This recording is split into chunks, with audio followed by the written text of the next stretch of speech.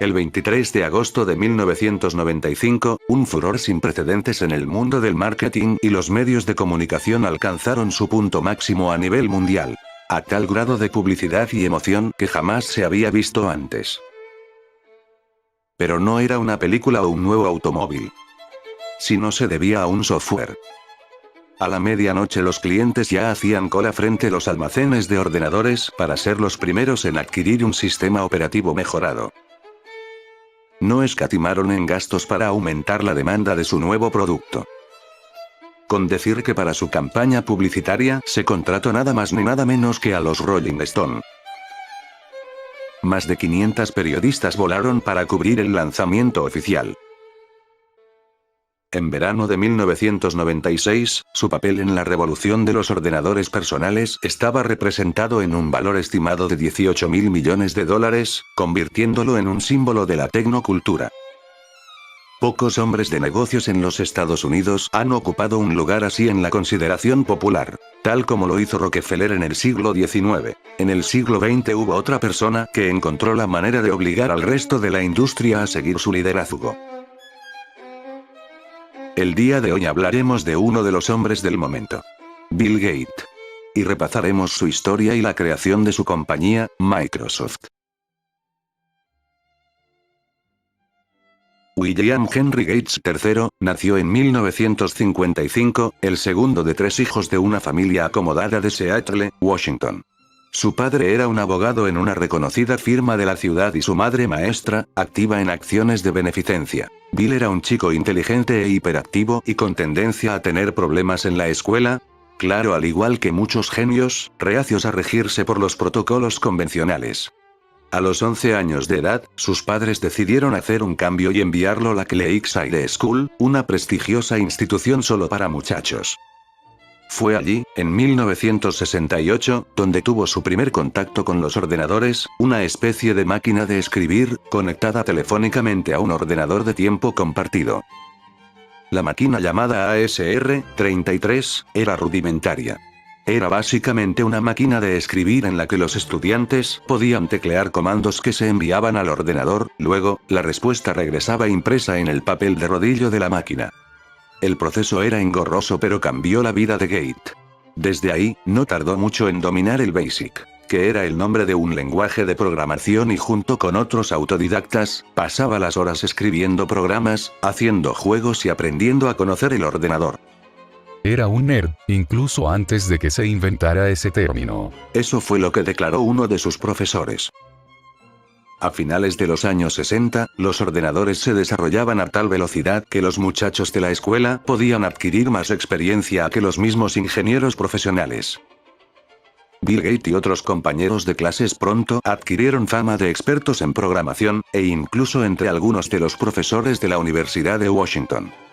Así pues, en 1971, una compañía quiso desarrollar un programa de pagos de nóminas, y buscó a los estudiantes de la Lakeside, lo cual aceptaron ya que eso les brindaba más oportunidades de pasar con ordenadores en su tiempo libre.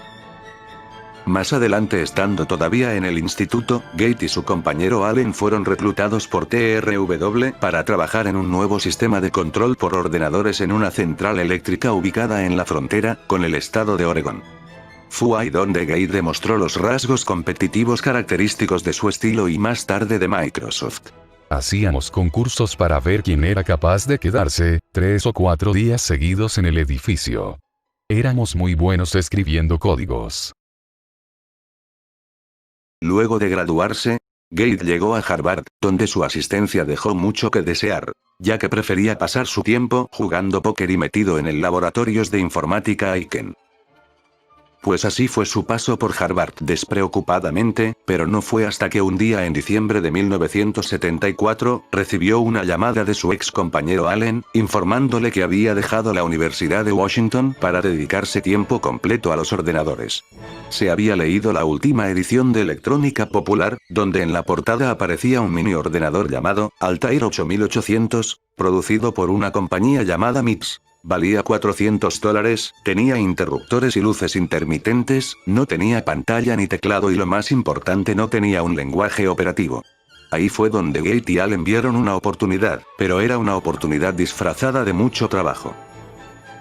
Después de leer el artículo en Electrónica Popular, Allen y Gate llegaron rápidamente a una conclusión. El Altair no podía ser un éxito sin un lenguaje operativo y como nadie había escrito uno, pensaron que eran los indicados para hacerlo.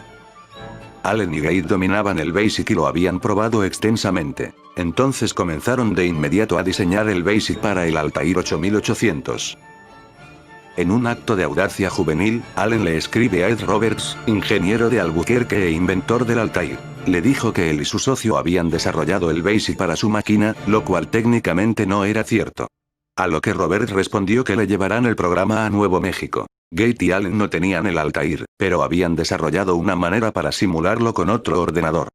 Asumiendo su actitud compulsiva de programadores, lograron desarrollar una forma funcional del BASIC en 8 semanas. Fue una jornada maratónica. Gates y Allen llenaron páginas con códigos, deteniéndose solamente para comer, dormir la siesta y en el caso de Gate, asistir a clases. En febrero de 1975, Allen voló a Nuevo México, sin haber probado antes el programa en un Altair, y sin seguridad de que funcionara. Al llegar a la compañía MITS, la compañía de Robert, vio por primera vez un Altair. Allen nerviosamente introdujo el programa en la máquina. Casi todo el programa estaba en una cinta de papel, y unos cuantos comandos cruciales fueron introducidos en el último instante manualmente. Una vez recibido las nuevas instrucciones, el Altair respondió. El teletipo delante de Allen preguntó sobre especificaciones. Allen respondió. Y el teletipo respondió. Listo. Y con esa palabra nació una nueva industria de software, fundando así, en el verano de 1975, Microsoft. Gate insistió en tener la mayor participación en una división de 60-40, puesto que había realizado la mayor parte del trabajo durante el desarrollo del BASIC. Muy pronto llegaran a un acuerdo con una compañía la cual pagaría royalties a cambio de la licencia por derechos del programa BASIC. Este acuerdo produjo royalties por valor de $16,000 el primer año. Parte del dinero se invirtió en los esfuerzos de marketing de la compañía, un anuncio en una publicación técnica que decía: Microsoft. ¿Qué es un microprocesador sin ella? Gates y Allen no eran típicos empresarios. No tenían un plan de negocios, capital de riesgo, banqueros ni préstamos. A los 21 años Gate ni siquiera podía alquilar un auto. Pero tenían lo necesario para poder ingresar en la industria de los ordenadores. Un producto, experiencia en programación y lo más importante de todo, una visión de grandes posibilidades. En 1977, se trasladan a Albuquerque, para estar más cerca de MITS. Allí viviendo en moteles destartalados y trabajando en polvorientas oficinas. Tal y como dijo Paul Allen. Sencillamente trabajábamos hasta caer. El rápido ritmo de Microsoft reflejaba los rápidos cambios del mercado. El Altair estaba destinado a la extinción. Gate y Allen sabían lo que estaba ocurriendo.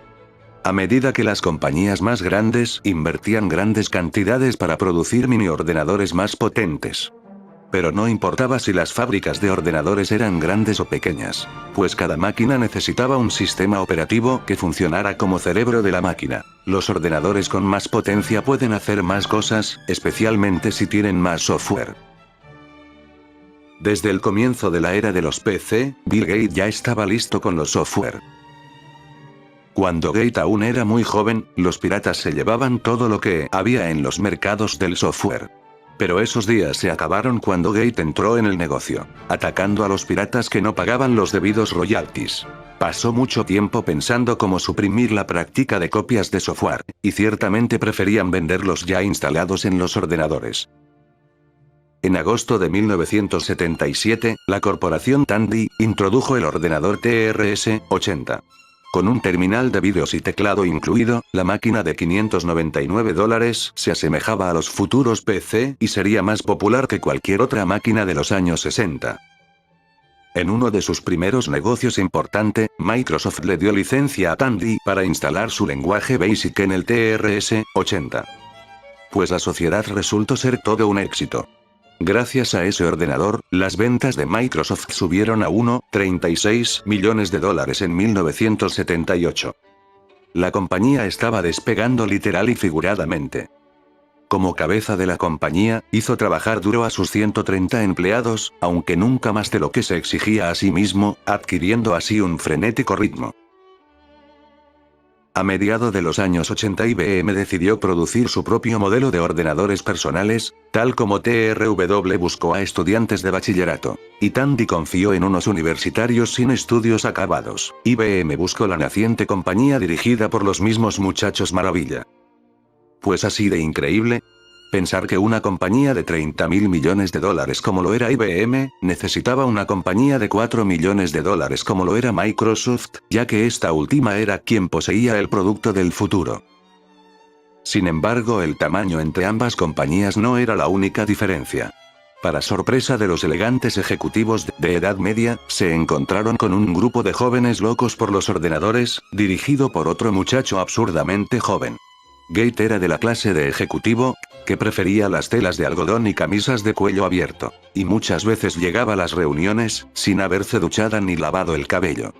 Pero en fin, en 1980, a pesar de las grandes diferencias en el estilo de vidas, firmaron un acuerdo donde IBM pagaría los royalties por cada unidad vendida. Lo que nadie predijo, fue que dicho acuerdo abriría las puertas para hacia un nuevo mundo en la informática. Al cabo de 10 años, Microsoft tomaría posesión del dominio, antes ostentado por IBM. En tiempos aquellos no había indicios de semejante portento. Después de que Gates firmara tranquilamente el acuerdo, se dirigió a su vicepresidente, Steve Ballmer, e imperturbablemente le dijo: Bueno Steve, ahora ya podemos ponernos a trabajar. Este contrato estipulaba que Microsoft debía entregar un sistema operativo en 3 meses. Pues dieron con una compañía llamada Seattle Computer Products, que ya había desarrollado un sistema operativo. A pesar de estar considerado un sistema experimental, Gates sabía que podía adaptarse para las máquinas de IBM. Pues en una astuta jugada, 2 semanas antes de que IBM introdujera su PC, Microsoft adquirió todos los derechos del sistema por $50.000, lo cual al pasar el tiempo, Seattle demandaría a Microsoft exigiendo una compensación y recibiendo casi $1 millón mediante un arreglo sin participación de tribunales. El 12 de agosto de 1981, IBM tuvo una impresionante presentación en Nueva York, fue un inmediato éxito comercial y tecnológico. El primer año más de 200.000 personas compraron el estándar de IBM, con unidad de casete por $1.265, o la unidad de disco por $2.235, y ya que cada máquina funcionaba con el sistema operativo MS-2, Microsoft recibía $200.000 por concepto de royalties. Gates no se tomó tiempo para disfrutar del éxito de su primera versión. Cuando se anunció el PC de IBM, Microsoft ya estaba trabajando en la segunda versión. A medida que el programa de Gates se convirtió en estándar, su compañía suministró su sistema operativo para el 80% de los PC vendidos cada año. Las ventas de Microsoft se dispararon de 16 millones en 1981 a 97 millones en 1984. En 1983, llega una lamentable noticia. Al socio de Gates, Paul Allen, se le diagnostica la enfermedad de Hodgkin, forzando a Gates a asumir mayores responsabilidades. Como tenía dificultades para delegar autoridad, siguió estableciendo un ritmo riguroso en la empresa, trabajando en la oficina desde las 9:30 am hasta medianoche, alimentándose con pizza y gaseosa sin cafeína. Tal como él lo dijo a sus biógrafos Stephen Mannes y Paul Andrews. Microsoft espera un nivel de dedicación más alto que otras compañías. Por eso si una fecha límite, o discusión, o algo interesante en el trabajo le obliga a trabajar tiempo extra algunas semanas, eso va con el oficio. Frecuentemente se oían las quejas de que Gates sencillamente no contrataba suficiente personal para ocuparse de la carga de trabajo. Era como si se alimentara de hacer demasiado en poco tiempo. Los ciclos de producción del software eran cada vez más rápidos y aunque Microsoft producía dinero, nunca había garantía de que su crecimiento continuara. Gates había visto cómo muchas compañías nacientes no lograban continuar avanzando después de haber ofrecido un buen producto. Y los ejecutivos que no eran capaces de mantener el crecimiento espectacular de una empresa, generalmente eran lanzados por la borda. 1981. Microsoft lanzó sus acciones al mercado público y Gates recibió el 53% de estas. Ya había madurado con su compañía. En 1986, Microsoft cumplió 10 años. Tenía 1.500 empleados. Las ventas por casi 200 millones de dólares. A Gates, de 30 años, le gustaba conducir automóviles rápidos, pero no le llamaba la atención los lujos que proporcionan la riqueza. Así pues comía en establecimientos de comida rápida y volaba en clase turista. Conocido como el soltero más rico del mundo. Gates pasaba su vida en Microsoft. A mediados de los 80, Microsoft siguió creciendo. Gates escuchó los consejos de algunos expertos en organización corporativa y dividió la empresa en grupos de productos. Al contactar directivos profesionales, insistía en que fuese versado en los aspectos técnicos del producto. La compañía crecía y tenía que contratar miles de personas. Solo gente normalmente inteligente, de acuerdo con la práctica de reclutamiento de Microsoft. Gates siguió activo en la planificación y estrategia de producto, también se mantenía al tanto de los progresos de los proyectos ya en marcha. Cada vez su persona se hacía más pública, un buen orador y diplomático corporativo. No estando conforme con el dominio de Microsoft en el mercado de los sistemas operativos para PC, en 1984, formó divisiones separadas para el desarrollo de un sistema operativo y aplicaciones, llamados grupos de plataformas y grupo de aplicaciones y contenido. A este grupo se le encomendó la misión de diseñar un paquete de hojas de trabajo, lo cual permitiría realizar cálculos contables de alto nivel. El programa estaría listo para 1985. Se introdujo el Excel 1.0, solo para Macintosh. Luego en 1988, la compañía mejoró el producto para que sea compatible con la versión de IBM. El sistema operativo del PC de IBM, MS-DOS, fue mejorado y actualizado cada 2 años. Ya alejándose de la práctica tradicional de crear nuevos productos en cuestión de meses, Microsoft demoró casi 7 años en desarrollar el sucesor del MS-DOS, llamado Windows. La motivación para producir Windows no fue necesariamente financiera, ya que el MS-DOS era increíblemente rentable y ampliamente utilizado, pero Gates quería crear un nuevo modelo para IBM y el mundo de los PC compatible con él. La meta es subir la temperatura y hacer de Windows un estándar incluso mejor que MS-2. Dijo Gates. 1987. Se introduce por primera vez el Windows, pero tristemente no despegó, ya que requería de un ordenador más potente, algo que IBM no pudo corresponder. Este suceso destacó un problema más hondo. Para bien para mal, la suerte de Microsoft está ligada con la suerte de IBM. Es como si estuviésemos casados, o algo así. Comentaría Gates más adelante. 1989 Microsoft corta relaciones con IBM y a pesar de los esfuerzos de IBM, no logró bloquearle el camino al Windows. Finalmente era Microsoft quien establecía el estándar de los sistemas operativos. La nueva capacidad de memorias del Windows 3.0 le permitía al usuario trabajar con varios programas a la vez.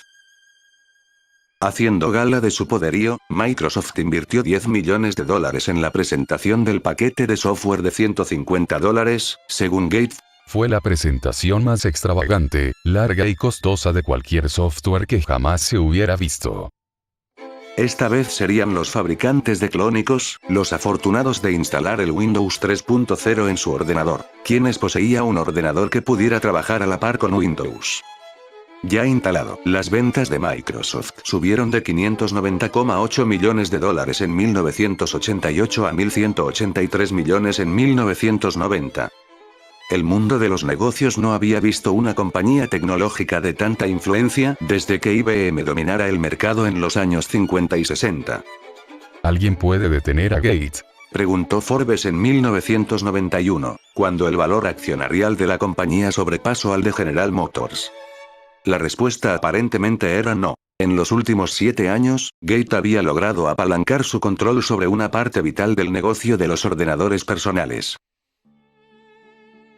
Al igual que Standard Oil sufrió bajo el escrutinio de varias investigaciones antimonopolio, Microsoft fue objeto de una indagatoria sustentada en sus prácticas comerciales. Aun siendo respetada, no dejaba de ser una compañía controvertida. Lo acusaron de filtrar información de productos venideros, con la intención de enfriar el entusiasmo por la compra de paquetes de la competencia. La investigación iniciada en 1990 se concentró en la política de Microsoft de forzar a quienes ostentaban licencias a pagar royalties por cada máquina producida, incluyese o no MS2. Gates dijo en 1991: esto debe terminar sin problemas. Luego de una investigación de 30 meses, el Departamento de Investigación Antimonopolio decidió no enfrentarse a Microsoft. A medida que Microsoft creció en tamaño y metas, Gates cambió de estilo, ya no hacía tanto trabajo directamente, más bien se centró en la supervisión de proyectos importantes, actuando como estratega y pendiente a crecientes negocios. En 1995, con la introducción de Windows 95, Microsoft entró en el negocio de suministrar acceso a Internet. Y en 1996 comenzó una red de televisión en asociación con la NBC. Gates también encontró tiempo para escribir un libro, en el que presenta su visión de las posibilidades de la tecnología. A medida que las acciones de Microsoft se convirtieron en unas de las valiosas del mercado de valores, la riqueza de Gates aumentó a $18.000 millones en 1996. Microsoft funciona en parte por el permanente realismo de su líder. Aun cuando da la impresión de tener gran confianza, Gates tiene un gran sentido de la perspectiva. Aunque innovador y con ideas empresariales precisas, Bill Gates no inventó tecnología crucial. Más bien adoptó astutamente y mejoró los productos fabricados por otros. Parte de las razones del dominio de Microsoft era, justamente, la habilidad de Gates para adelantarse a los desarrollos en la tecnología de ordenadores y para evaluar el momento en que el público estará listo para ellos. Se dio cuenta de la importancia de los ordenadores personales, PC, muchos antes que los demás, y dedujo que los sistemas operativos y las aplicaciones, software, serían tan importante para los PC como lo son los equipos. Esto combinado con la inquebrantable confianza de Gates en sus propias ideas, la fuerza de su personalidad. Al igual que por la popularidad de sus productos, Bill Gates ha impuesto su propio orden en la creciente industria de los ordenadores. Por estas razones el analista de la industria Stuart Alsop dijo: Gates me recuerda a los varones industriales del siglo XIX, quienes construyeron monopolios a fuerza de voluntad y genio empresarial.